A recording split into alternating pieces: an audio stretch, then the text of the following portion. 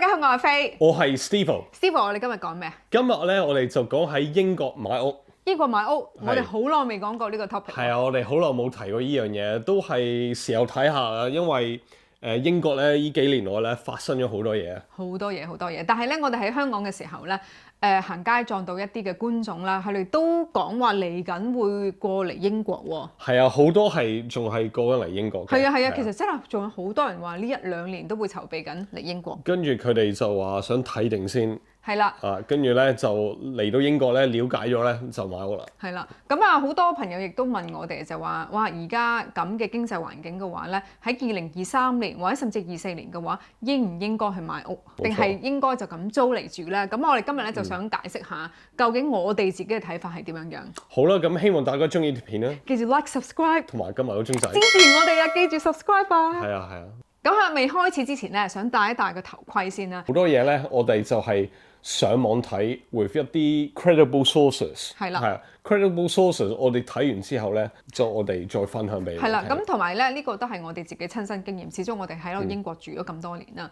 而家 cost of living 咁高嘅話咧，其實都好對我哋好影響。咁所以咧，呢個係一個 moving socks 嘅 view 嚟嘅。係啊，咁我哋睇嗰啲嘢咧，我哋都會有啲 reference 嘅。咁如果大家有興趣，可以自己睇翻。好啦，咁喺呢個 video 咧，我哋會分開2個環節嘅，因為咧 before 咧講究竟應唔應該買屋呢個時間嘅話咧，其實我哋想回顧下咧喺呢2-3年嚟英國發生咩事。係啊，我諗好多嘢咧都變咗啦。係啊，即係 from 我哋啱啱開始 moving socks 嗰陣時講屋嗰陣時咧，到而家咧變得好緊要。呢2-3年嚟變得好緊要。咁不如我哋由頭開始講一講，就話究竟係有呢啲咩嘅元素咧，令到而家咧嘅 housing market 係會變成點樣樣，好嘛？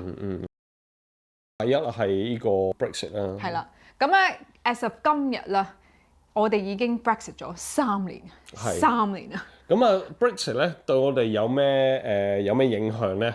咁英國咧本身咧，因為天氣咧比較氣候凍啦，咁所以成個冬天啊、春天等等嘅話咧都做唔到嘢，唯獨是係一個夏天，所以佢本身有好多嘅農作物啊，甚至係好多工業嘅話咧，英國係自己唔會出產。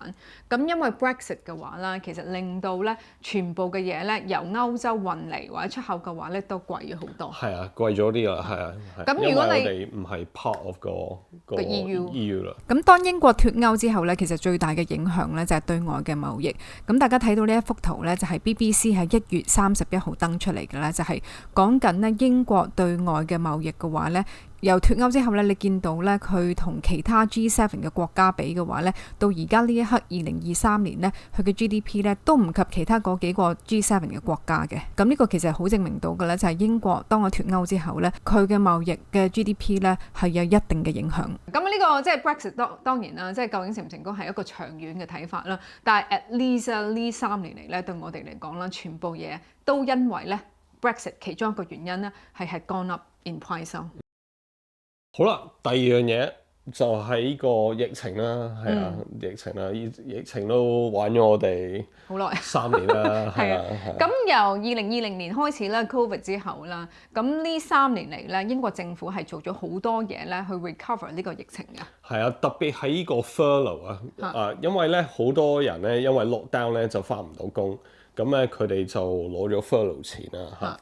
咁啊攞咗政府錢啦，咁不過呢啲錢要還噶嘛，係咪先？係啦，咁啊借咗錢要還噶嘛。咁啊令到咧成個國債咧就更加多，但係呢個其中一個因素啦。另外咧，因為咧我哋印咗好多銀紙。咁究竟成個英國用咗幾多嘅錢咧去支援呢個疫情咧？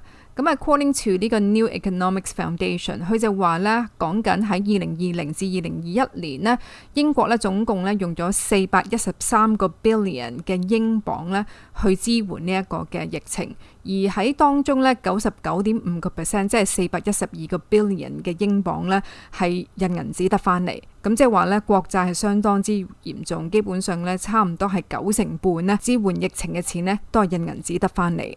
咁所以啦，大家知道啦。如果印多銀紙嘅話啦 ，inflation 就一定會影響噶啦。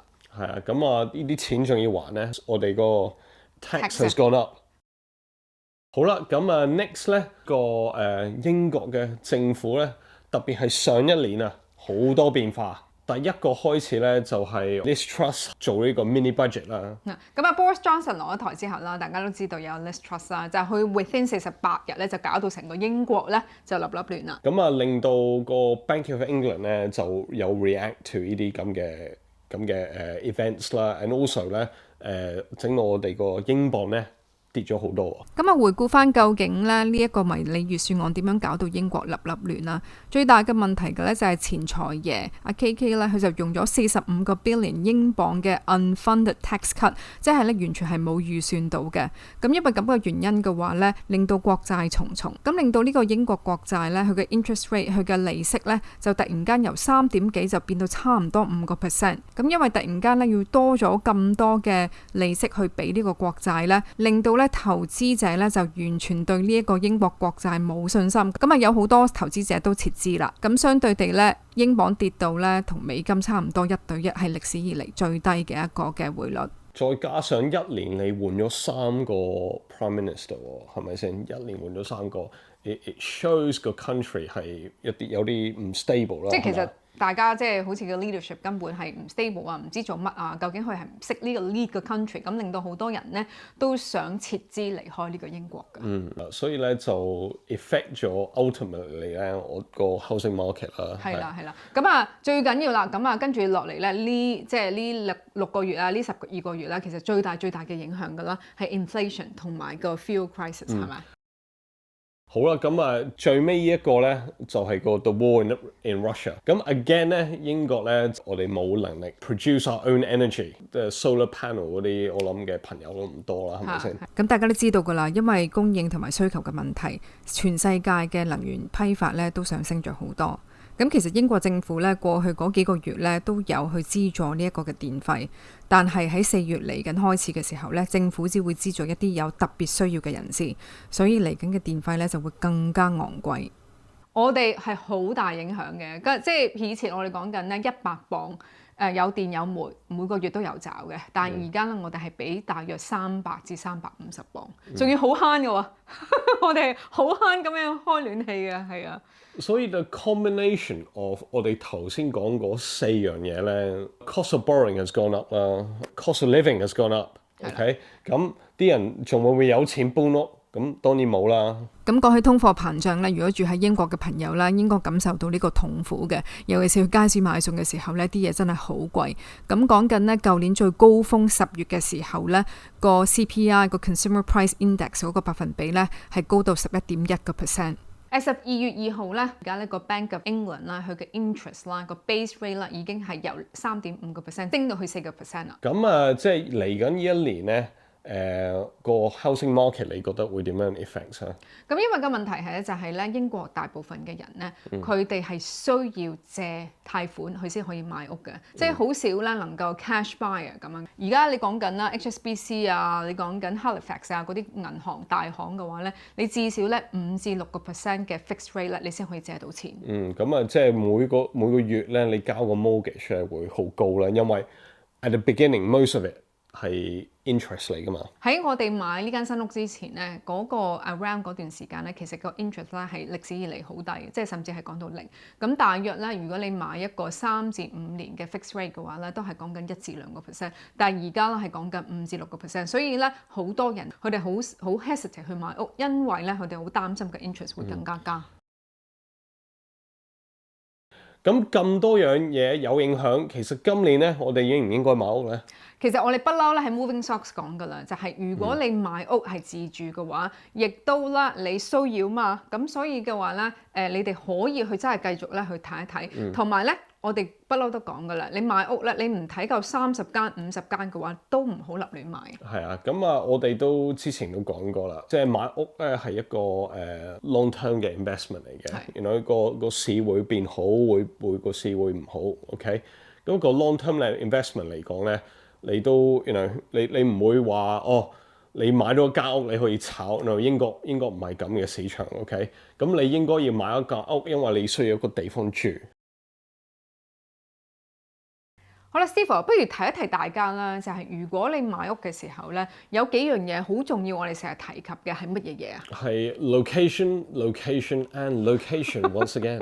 不過 location 唔同方面啦，咁啊第一可能係咪一個好嘅 area 啦？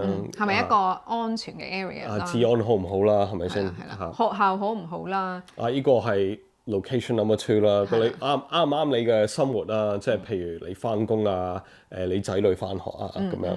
你嘅 resale value for 呢個 location 係點樣啦？咁即係呢3樣嘢關於 location 都要值得去考慮嘅。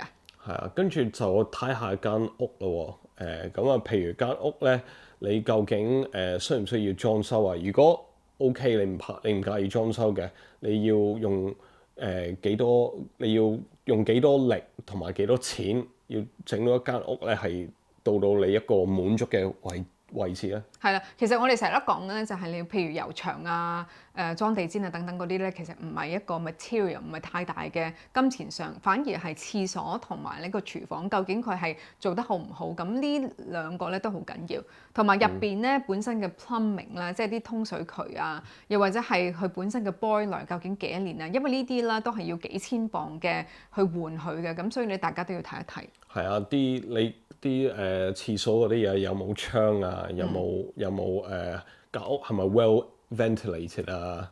個廚房個 oven 係咪 eye level 啊？呢啲都係緊要㗎。同埋window treatment 啦，即係譬如啦，因為而家冬天凍啦，咁啊亦都 energy crisis 嘅話啦，你都唔想成日開 heating。究竟啦，你啲 window 係咪 double glazing 啦？即係有2塊玻璃隔住，咁 insulation 係好啲咁樣樣。個花園係咪搞到立亂啊？係咪要執好多嘢啊？係啦。而係咪有好多樹啊？係咪有冇啲 overgrown 嘅問題啊？係啊，樹其實啦係一個好大嘅影響，所以我哋買親屋咧都會睇一睇咧，究竟後花園咧有啲咩樹，啲樹難唔難去命清啦？因為你秋天嘅時候落晒樹葉㗎嘛，同埋最大嘅問題嘅咧就係，如果啲樹啦係中毒嘅話，佢生得唔好嘅話咧，你係要用好多錢咧去斬佢落嚟。咁啊最嬲尾一樣嘢，其實我哋都成日提嘅咧，就係你間屋咧係咪喺個 main road 嗰度？咁大家咧睇開我哋嘅 channel 就知㗎啦，我哋第一間屋咧係買喺個 main road 嗰度。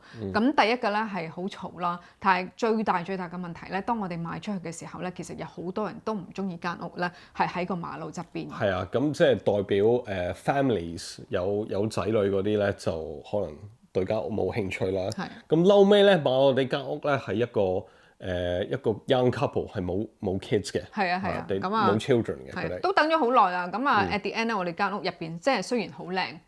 但係出邊嘅始終個 location 入邊咧，個環境周邊咧都有好多人都麻麻地中意，咁所以咧喺英國買屋，我哋都成日講噶啦，要小心，因為咧你賣出去嘅時候唔係好容易㗎咋。所以咧，其實咧我都想提大家咧，英國買屋咧係永遠唔係一個 best time to buy， 又唔係一個永遠又唔係一個 worst time to buy 嚇。你要一個地方住，咁你要買咯，係咪先？如果朋友你需要一間屋，咁亦都唔想去租啦，因為租都係難嘅。首先第一個咧，你就係冇呢一個嘅 income 嘅 proof 啦，即係你冇呢一個嘅入息證明嘅話咧，其實好難去租到間屋啦。咁有好多咧都係一次過要俾晒12個月，咁同埋咧呢一年咧租金係高咗好多，高咗啊，係啊，高咗好多好多。咁所以咧你就會諗下就話，究竟你係咪應該去租屋啊，定係甚至係買屋？但係買屋嘅話咧，因為而家 slow down 啦，咁所以你可能咧嘅市場對你嚟講係有利嘅。但係個問題係而家又唔係好多貨。好啦，咁唔係好多貨，咁點算咧？可以再睇下newly built houses 係咪？我哋之前講過啦，就係新屋同二手屋嘅話咧，其實有分別嘅，即係亦都咧有條片係講過啦。咁新屋同舊屋咧，佢哋有佢自己嘅各有好處。你可以睇一睇究竟新屋咧對你自己咧係咪一個方便？當然咧係揾一個好嘅developer 啦，係咪先？我哋都做咗啲 research，有啲咩 developers 係比較好啊？嗰集我哋都揾到幾個 list。咁如果大家咧想喺英國咧買一啲嘅全新物業嘅話咧，咁你一定要揾一啲信譽可靠嘅發展商，因為你始終買層樓翻嚟嘅話，新嘅話咁始終都會有啲問題，咁所以咧要有一啲信譽好嘅發展商啦，咁佢先可以有一個品質嘅保證。咁英國呢有好多唔同嘅地產發展商，咁所以呢，大家要揀清楚。咁我哋喺資訊欄嗰度留條 link 俾大家。咁好啦，今日希望咧即係分享到啦，我哋自己嘅 perspective，究竟喺2023年應唔應該買屋啦？係啊，咁啊希望幫到大家啦，即係我哋都話唔到俾你聽 ，yes you should buy， 話 no you shouldn't buy。不過係講真，都係你自己嘅決定係嘛？不過即係有好多唔同嘅 factors contribute 呢個 decision。我哋都成日講㗎啦，喺英國咧你係炒唔到樓嘅，即係所以咧你一定要小心行事。咁同埋咧講緊咧喺英國咧買屋買樓嘅話咧，永遠都係一個 long term investment。咁你就算咧有少少嘅 impact 啊，你暫時負資產，但係咧都會升翻嘅話咧，其實對你嚟講係一個 long term investment，應該唔會太大影響。好啦，咁啊希望大家中意呢條片啦。咁啊希望大家繼續支持我哋啦。咁如果未 subscribe 嘅話咧，記住 subscribe 我哋啦。係啊，唔好未 subscribe 偷睇我哋啲片啊。撳埋個鐘，等我哋下次出片咧，你就會即刻知啦。下一集再見啦。好啦，唔該晒，唔該晒，多謝。唔該啊。唔該晒，拜拜。拜拜。